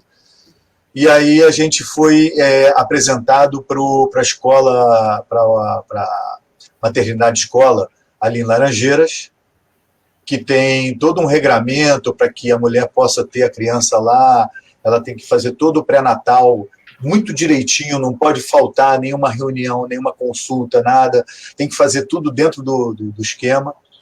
E a diferença é que, por não ser um hospital particular, não é quarto particular, é uma enfermaria, mas é super organizado, limpo, e eu não estou falando porque eu vi, mas eu estou falando porque a minha mulher me contou, porque por ser uma maternidade escola, o homem também não tem acesso ao parto, ao quarto, porque são mulheres, crianças, é uma intimidade que já é dividida, então não tem a presença do homem ali, que eu acho que até pode-se pensar em algumas alternativas para essa questão toda, mas o que eu quero dizer é que a criança nasce ali dentro tem um cartório, você registra a criança ali dentro, é melhor do que muito hospital particular. Então é um exemplo de algo que é público e que funciona. E a outra experiência que eu tenho é que, como guia de turismo, eu recebi o ministro da Cultura de um Vietnã, não me lembro de que país foi, asiático, e que estava querendo conhecer algumas iniciativas da saúde pública aqui no Rio de Janeiro, e em algum momento surgiu a ideia de levá-lo à Escola de Surdos e Mudos, ali em Laranjeiras também. E eu joguei muito, fiz muito esporte ali na Hebraica, que é ali do lado, então eu cheguei a praticar esporte no ginásio dos Surdos e Mudos, mas nunca tinha visitado a instituição. E nessa visita eu fiquei impressionado, eu fiquei muito impressionado, mas eu fiquei mais impressionado ainda que a pergunta que esse ministro fez para a mulher que nos guiava ali dentro dessa instituição, a pergunta dele foi: quanto vocês recebem de dinheiro para tocar esse projeto? E a resposta dela é o que foi para poder lacrar aquele momento. Ela disse assim: não importa o valor, importa como a gente usa. Vou falar mais o quê? Vou falar mais o quê? Entendeu? Então, na verdade, é possível a gente ter serviços públicos que atendam a nossa população de maneira gratuita, como educação, como saúde e como moradia, entendeu? Mas que, obviamente, com essa ideia atual que a gente tem no país de política pública, é como se a gente não deveria dar isso para a população. Vão vir com aquele discurso, ao invés de dar o peixe, vamos ensinar a pescar. Muito canalha, né? Esse discurso é muito canalha. Mas a meritocracia sem dar as oportunidades anteriores. Exatamente. Mas na hora de querer ir para a Universidade Federal, são os ricos que estão disputando vagas, né? Porque a Universidade Federal é um exemplo de top. Você tem que ter passado por uma escola privada para poder ter acesso a uma universidade pública. E aí você, passando por uma escola pública, você vai ter que ocupar um espaço nas universidades privadas ou depender de cotas. Né? Mas é uma loucura. Eu fiquei 15 dias sem internet, é um serviço privado, tá pagando, tive que ligar para a Anatel 3 vezes e não tem nada a ver com ser público e privado, né? O serviço não funciona. Mas aí vem uma outra coisa, você vai falar isso, sabe o que vão dizer para vocês? Mas tem o juizado de pequenas causas. Ah, sim, vai lá reclamar, vai para lá. Já tentei às vezes que eu precisei, sempre falta algum documento, sempre falta alguma coisa, enfim. Vamos abrir para as perguntas da nossa plateia. Fala plateia é tão legal, porque parece que eu estou num palco de televisão. A Fabiana Bandeira é bem ativa, né? Boa tarde, Fabiana, tudo bem? Eu vou falar sobre transporte, não só transporte, mas essa logística de transporte e organização urbana, porque tem 4 perguntas que vão mais ou menos por aí. 5, na verdade. 3 falando de uma logística que fosse mais inteligente, né, para que a gente conseguisse chegar a mais lugares com mais facilidade, menos tempo e menor custo, né? Teve até o exemplo do VLT, que fica rodando vazio, sendo que muita gente poderia estar utilizando se tivesse um valor mais acessível, né? E aí você pode, né, fazer comparação até com França e outros países, que para o morador é subsidiado, aqui é tudo ao contrário. E a questão de quando tem um guarda municipal ou um agente de trânsito, ele nunca está ali para nos ajudar, e sim, parece que é mais para fortalecer uma indústria da multa, né? Nós, do turismo, a gente sofre muito com isso, porque a gente tem muita dificuldade de parar para embarque e desembarque, ou até um estacionamento mais rápido, próximo aos atrativos turísticos. Então, qual seria, na sua visão, uma solução para esse reordenamento dos transportes públicos no Rio de Janeiro? Primeiro, a gente precisa, como eu falei, um projeto político, de vontade política, de ser um transporte que realmente carregue as pessoas. Segundo, nós temos que ver essas concessões dessas companhias de transporte. É tudo meio estranho, já teve CPI da FETransport, mas precisa ser olhado com muito cuidado, muito carinho, e ser estudado essas concessões, porque são concessões públicas, gente. Não nada mais, nada menos do que são concessões públicas, eles estão usufruindo uma concessão pública. Então tem que ter uma fiscalização muito grande. E a gente também tem que batalhar por um bilhete único, que seja um preço único, como é na França, que você rode o dia inteiro. Que você consiga rodar, você pega o VLT, você pega o ônibus, você pega o metrô, não pode ser essa diferença, você tem que ter um bilhete que te transporte o dia inteiro. Gente, essa loucura dessa concessão do VLT é inacreditável. A prefeitura paga uma subvenção porque por horário vazio, com menos gente, é um projeto muito macabro, onde tira dinheiro da população e dá dinheiro para o cara que está usufruindo. A prefeitura... Sem oferecer o serviço, né? Ela construiu, ela colocou, ainda subvenciona, porque os caras disseram que durante 3 anos não ia ter volume. Gente, é um roubo ao dinheiro público e um achinque à população. Né? Agora, é a mesma coisa da Guarda Municipal. A Guarda Municipal ela tem que proteger o cidadão, ela age protegendo o patrimônio, age protegendo os comerciantes, bate em camelô, bate em pessoas. O que é isso? Ela tem que trabalhar em prol da cidade. Mas isso é uma questão política da gestão do prefeito. Se você botar um prefeito que diga, não, a Guarda Municipal, você vai funcionar assim, você vai defender o cidadão, você vai cuidar da ordem, muda completamente. Isso é um projeto político, gente. Essa guarda que bate em camelô é um projeto político. Existem interesses escusos. Você pagar para certas pessoas. Então, é uma questão política, não é uma questão só da cultura carioca, que, aliás, é uma cultura que a gente tem que combater muito, como a gente tem muito racismo estrutural, a gente tem uma cultura da corrupção também muito, muito entranhada na cultura política da cidade. Nós temos que lutar por isso, e eu digo, é um projeto político, a Guarda Municipal atuar. Isso aí é um desenho, é um ordenamento público. Então, cabe ao executivo mudar essa forma de pensar e cabe aos vereadores cobrar a eficiência dessa fiscalização da prefeitura. Hoje eu estava com a banquinha, a gente está com uma banquinha no metrô, aí chegaram 2 guardas municipais e eu já fiquei até com medo. Até as meninas que estão comigo, que aliás são guias de turismo, que estão precisando, aí a gente chamou elas para trabalhar, dando uma força ali na nossa campanha. A gente fica com medo, porque eles são tão truculentos. Aconteceu aqui no Largo do Machado com umas meninas militantes, eles aprenderam o material, sem nada, sem nenhuma justificativa. Aí nós ficamos durinhas assim, aí eles passaram. Aí eu disse, cara, você ficar intimidada, em um momento político, eleitoral, você ficar intimidada, você devia ficar se sentindo protegida. Não, você se intimida. Isso não pode acontecer numa cidade. Sim, o Gustavo está falando não somente VLT, né? Também tem as péssimas condições de BRT, ônibus urbano, altíssimo preço do transporte, que é o mais difícil, né? O preço muito alto que torna inacessível a cidade para o próprio morador. E falando da truculência, a gente teve uma colega que estava fazendo um turismo online, ao vivo, para um grupo de canadenses. Ela foi mostrar essa semana a praia de Copacabana. Que ideia genial!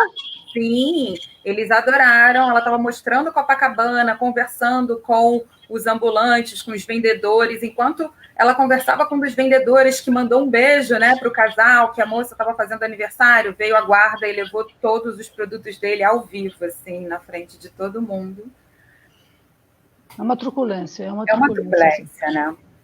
Arnaldo, Zé, vocês querem falar alguma coisa? É só de novo, para ilustrar, primeiro, assim, quando a gente fala de mobilidade turística, me parece um absurdo, né? Algo que acontece com muita frequência, não agora, porque na pandemia a gente não está tendo nada, mas é um transporte de turismo ser multado na porta de um hotel. Isso me parece uma loucura. Entendeu? Sim. Então eu mesmo já fui vítima disso daí. Mas pior do que isso, que histórias, um dia ainda vou ter que escrever uma história de guia, né? Um livro, Histórias de Guia. Um ônibus que estava atendendo um grupo de japoneses no antigo Cisa Park, que depois virou Sofitel e agora está em reforma de novo, na hora que está a mão invertida, então as duas pistas da praia estão indo em direção ao centro da cidade. Com isso, o ônibus fica com o embarque, que é do lado direito, no lado não da calçada, mas no lado do trânsito, que já é, tanto para o guia quanto para o motorista, um risco, né? Eu já perdi algumas fatias do meu traseiro nessa de ficar ali, né, fazendo proteção para o turista. Mas aí para um PM com uma moto, isso já tem muito tempo, que é a época do Cesar Park, para um PM com uma moto, que ainda não era a guarda municipal que dava multa, ainda era a PM que tinha toda essa responsabilidade, para do lado do motorista e diz assim, não pode parar aqui não, meu irmão. Assim, e aí ele mostrou, mas eu estou embarcando o grupo. Sim, embarcandando. Imagina. Então, quando a gente fala da bancada do turismo, eu acho que tem que ter uma conscientização coletiva do que representa isso para a nossa cidade. Porque senão você é obrigado a imaginar aqueles japoneses correndo, pulando no ônibus, tipo videogame.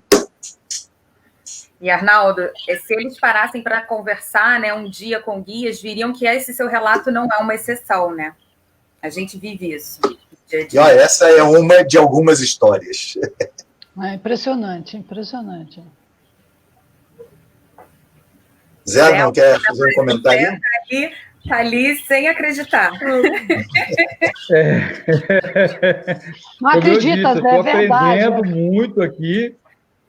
Estou aprendendo muito aqui e assim, eu não tenho muito a acrescentar. Só quero dizer que ouvir a Mônica falar aqui, dar essa visão dela, eu acho que justifica o porquê eu estou aqui, porquê que eu já declarei meu voto pela Mônica, né? Essa preocupação, esse olhar sobre os detalhes, né? Que às vezes muitos candidatos não têm, né? E eu acho que quem postula uma candidatura à vereança tem que ter esse entendimento de que a gente vive as questões nacionais, a gente vive as questões regionais, mas a gente habita na cidade.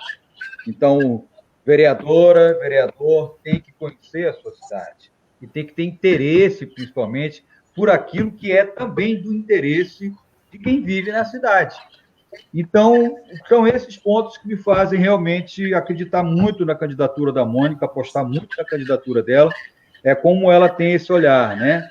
Ela olha a questão do deslocamento, da mobilidade, não somente como ela disse, um transporte de levar gado, que é isso mesmo, como o colega colocou aqui no Facebook, né, que tem que se preocupar. O BRT, por exemplo, a frequência do BRT é um absurdo, né? Porque eles fazem um trajeto em termos de frequência que é para beneficiar, maximizar o lucro das concessionárias e simplesmente não pensam no mínimo conforto da população. As pessoas têm que se esmigalhar para entrar num BRT, correr risco até de vida, porque aquela entrada no ônibus é perigosa, tanto é que já houve, né, caso fatal aqui, já houve caso de morte de algumas pessoas, né, porque ficou imprensada entre a condução e a plataforma. Então, assim, os trens superlotados. Então, assim, isso é um caso seríssimo no Rio de Janeiro. E a gente precisa disso, porque o papel do vereador é esse, gente. Como eu disse, fiscalizar aquilo que está sendo mal feito pelo Executivo, né? Cobrar, né, em nome da população e trazer propostas, não basta só cobrar, trazer projetos, colocar projeto de lei para ser votado, que atenda os anseios da população. e a população não vive só na Zona Sul, só no Rio do Centro, a população é a população do município do Rio de Janeiro, né? Que pega Zona Oeste, Zona Sul, pega os nossos subúrbios, pega o centro da cidade. Tem que se pensar no Rio de Janeiro como uma cidade organicamente viável. Então, só quero dizer isso, meu depoimento é esse aí. Já fica fácil botar na Mônica, tá vendo como é fácil, gente? Botar nela é tranquilo. E, além de tudo, a eleição no Rio é super importante para barrar o bolsonarismo, cara. Eles começaram aqui e a gente vai ter que lutar para barrar eles aqui. É nosso papel, nossa trincheira de luta. Nós temos que comparecer às urnas e derrubar o bolsonarismo no Rio de Janeiro. É um projeto que tem que ser realizado. Arnaldo, será que dá para fazer mais uma pergunta? Mônica, Zé, são 5h30 agora. Vamos lá. Mais uma assim para a gente poder finalizar. Arnaldo, quem mandou um abraço para você foi a Liana Carvalho, que também está na nossa equipe. Gente boníssima. Ela está conosco na campanha também. Quer dizer, a nossa equipe guerreira. Bem, temos aqui pergunta de cultura, né? Vou fazer a do André Angulo, que pergunta qual o papel que o Instituto Rio Patrimônio da Humanidade deveria ter, tendo em vista que é o órgão de tutela do patrimônio cultural da cidade. Ele deveria cumprir seu papel, que não está cumprindo, né? Você já viu como está a cidade, o patrimônio da cidade, abandonado? Vocês deram uma olhada como está o Arco do Teles, que é um patrimônio lindo, maravilhoso, abandonado, estão roubando peças, estão roubando janelas. Qual é o papel? O papel seria fiscalizar, né, gente? Fiscalizar, investir, criar projetos. Eu, quando trabalhei na Prefeitura do Rio, nos anos 80, o Arco do Teles era meio que abandonado. Nós fizemos um projeto de animação cultural aos fins de semana, com representação de teatro, para você poder... As pessoas não iam ao centro da cidade nos anos 80. A Lapa era ainda um submundo. A gente, com trabalho, com propostas políticas, com propostas culturais, a gente passou a ocupar de novo o centro cultural. O centro da cidade como um projeto cultural. É isso, é fazer propostas e trabalhar e investir. Mas eu digo uma coisa para vocês, a cultura está praticamente abandonada, né? Ninguém tem dinheiro para investir praticamente em nada, né?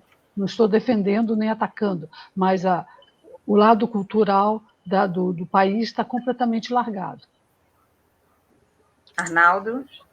Pois mais uma vez a gente vai de exemplos. Eu acho que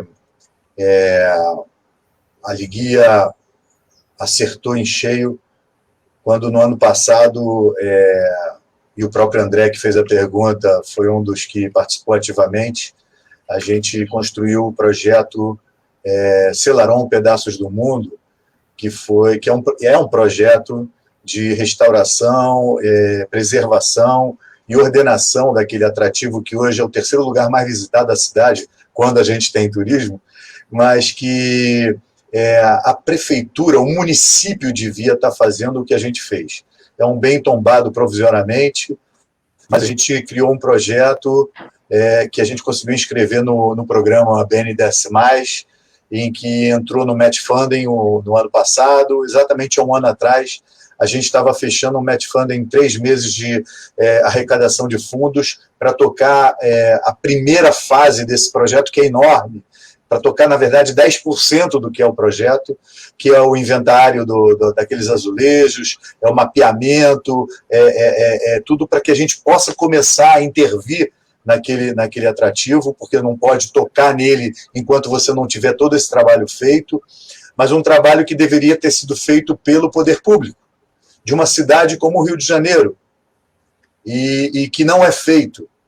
Então, a gente só está dando um exemplo na prática, e a gente está agora, já encerrou o prazo dessa primeira fase, estamos aí só na parte da documentação junto à auditoria do BNDES, que é a empresa Citaui, para que a gente possa realizar o evento que vai concluir essa primeira fase, ou seja, a gente está dando exemplo do que pode ser feito pelo município.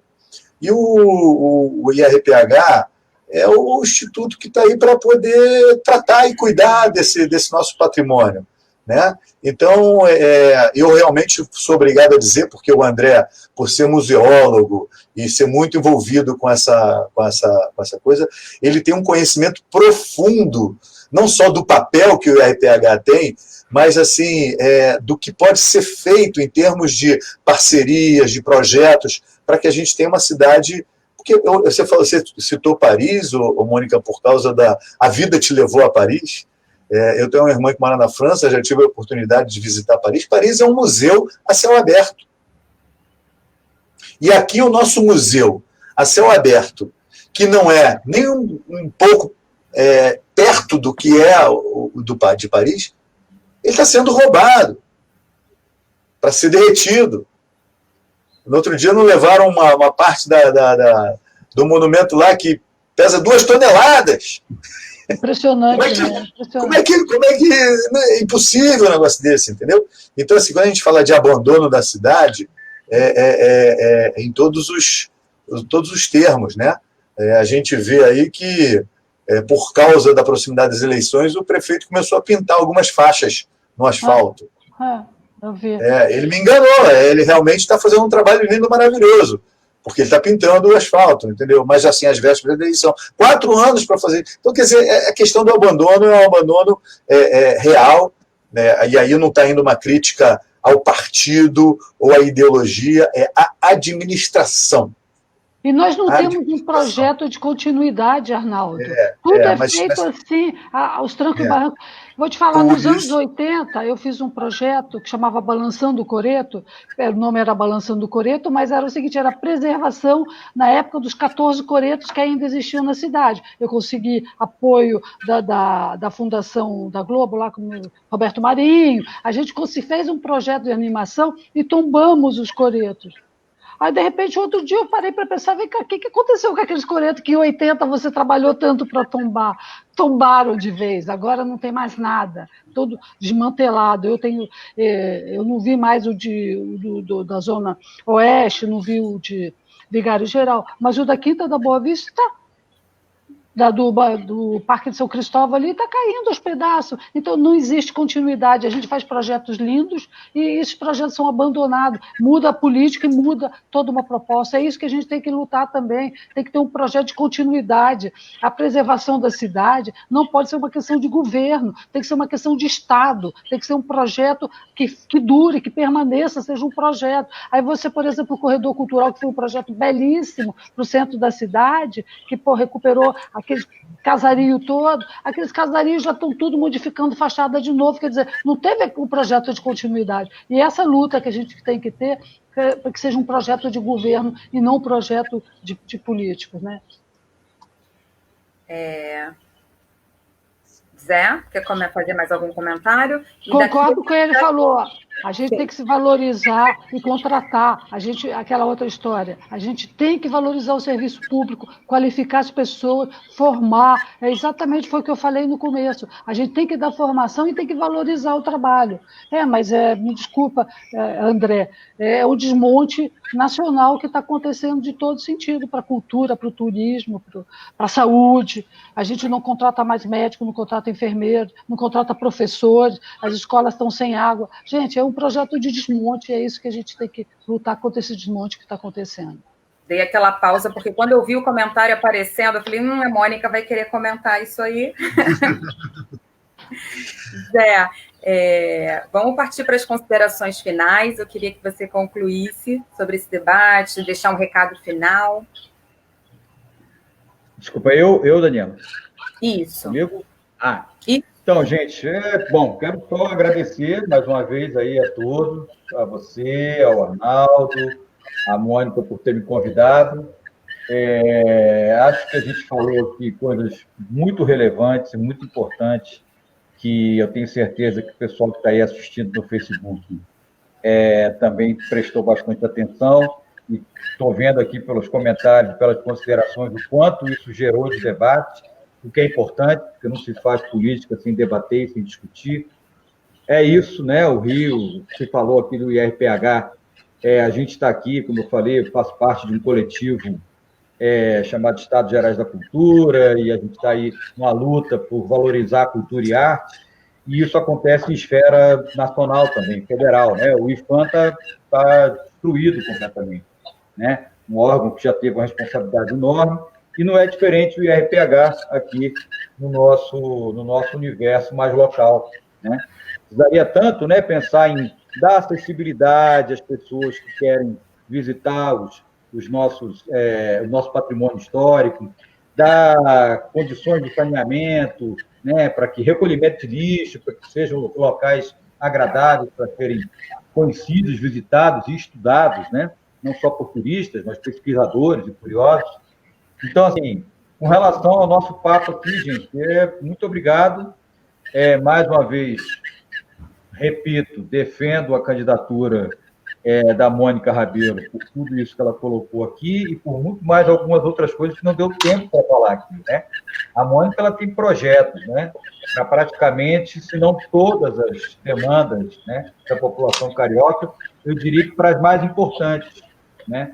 E aí, sem querer fazer propaganda, mas já fazendo, eu sugiro a todo mundo que está aqui assistindo que acesse as redes sociais dela. Eu acho que ela coloca de uma maneira bastante objetiva o que são esses projetos, para que as pessoas possam conhecer, né? Elas têm que conhecer, né, seus candidatos, seus potenciais candidatos, né? Votar, às vezes, só pelo nome ou por uma imagem, a gente já viu que não dá certo, né? A gente precisa votar por muito mais, precisa votar por aquilo que as pessoas defendem e acreditam. Tá bom? Então, obrigado mesmo, gente. Foi ótimo aqui, o papo foi muito agradável. Obrigada, Zé. Arnaldo, considerações finais. Agradecer aí a presença de todo mundo, Zé, principalmente Mônica, que a gente está abrindo esse espaço aí para o pessoal conhecer melhor a Mônica e a gente poder desenvolver esse tema que para a gente é tão caro, que é a atividade turística. E essa história da bancada do T, bancada do turismo, como algo que realmente venha a traçar uma direção com a cidade como o Rio de Janeiro. Mas eu sou obrigado a finalizar indiretamente, não respondendo, mas indiretamente fazendo um comentário para algumas pessoas que, por trás de um computador, por trás de um celular, por trás de um tablet, fazem críticas que às vezes são meio sem sentido, de explicar para as pessoas mais uma vez que eu, Arnaldo, aqui nesse ambiente, eu sou o presidente da Associação Liguia. Eu não sou o Arnaldo pessoa física, eu sou o presidente dessa associação. E como presidente dessa associação, a gente está abrindo espaço para candidatos do PT, do DEM, do Progressistas, do Avante, da UP, e de quem mais a gente entender que tem essa identificação com a nossa vida profissional. Eu aqui não é um ambiente para que o Arnaldo, pessoa física, se posicione enquanto declarando voto, apoio, mas, ao contrário, que ele exerça esse papel de presidente de uma associação de classe, não como algo apolítico, porque por ser uma associação de classe, por si só já é política, mas é uma associação apartidária, uma associação que busca essa diversidade de opiniões, mas que tenha como foco principal a nossa atividade, porque, como eu disse antes, tem muita coisa, quando a gente fala de turismo, que não é nem de direita, nem de esquerda, é de direito, e eu acho que é isso que a gente tem que colocar como bandeira principal quando a gente fala da bancada do turismo. Então, só aproveitando esse ensejo, hoje mesmo, às 19 horas, eu vou estar participando de uma outra live, que é da Secretaria de Cultura do Estado do Rio de Janeiro. Apesar da nossa relação com a Secretaria de Turismo e, consequentemente, com o governo estadual estar seriamente abalada, porque a gente tem a tal da lei que eu comentei no início, que foi aprovada e sancionada, mas que não é paga, e que a gente vem solicitando alguns documentos que não são fornecidos, apesar da lei da transparência e tudo mais, mas sempre que a gente for chamado para contribuir positivamente para a imagem, para construir uma boa imagem da cidade, do Estado, para a gente poder trazer cada vez mais visitantes, turistas, para que a gente possa gerar trabalho, renda e tudo mais, a gente vai estar sempre aí. Então, a gente, às 19 horas, deixando de lado esse problema com o governo do Estado, a gente participa de uma live da Secretaria de Cultura no intuito de fazer desse destino aqui cada vez um destino importante para estrangeiros e para brasileiros. E o nosso trabalho, nesse momento, no município, não à véspera da eleição, é isso, é poder dar vez e voz a candidatos que se comprometam com a nossa atividade. Então, Mônica, seja sempre bem-vinda e torcendo muito para o sucesso da tua candidatura aí no dia 15 de novembro. Muito obrigada. Mônica, você agora, suas considerações finais. Muito obrigada a vocês, obrigada ao público que está enriquecendo esse debate. É tão compensador ver que é uma categoria tão politizada, tão engajada e tão interessada no desenvolvimento da cidade. Assim, de você ficar dizendo, poxa, a gente não tem essa ideia que o guia de turismo são tão preparados, tão politizados e tão envolvidos e tão engajados. Arnaldo, para te responder, por exemplo, eu, como candidata, eu assinei um documento da Fundação Marielle Franco, me comprometendo com uma série de coisas, luta antirracismo, luta feminismo. Eu sugiro que vocês também criem esse documento rapidamente e cobrem, façam os candidatos assinarem, eu assino, me engajo e me comprometo à luta da Liguia, a luta dos guias, a luta pela restauração do Rio de Janeiro, pela recuperação do Rio de Janeiro. Sei lá, eu acho que seria também uma coisa bem legal, que se compromete, a pessoa vai lá e se compromete e assume junto com vocês, e vocês despolitizam a questão e eu me comprometo a ser a primeira a assinar e me engajar aí nessa luta junto com vocês. Muito obrigada, estamos aqui sonhando com o Rio de Janeiro. Hoje eu fui a um evento no Aterro do Flamengo hoje.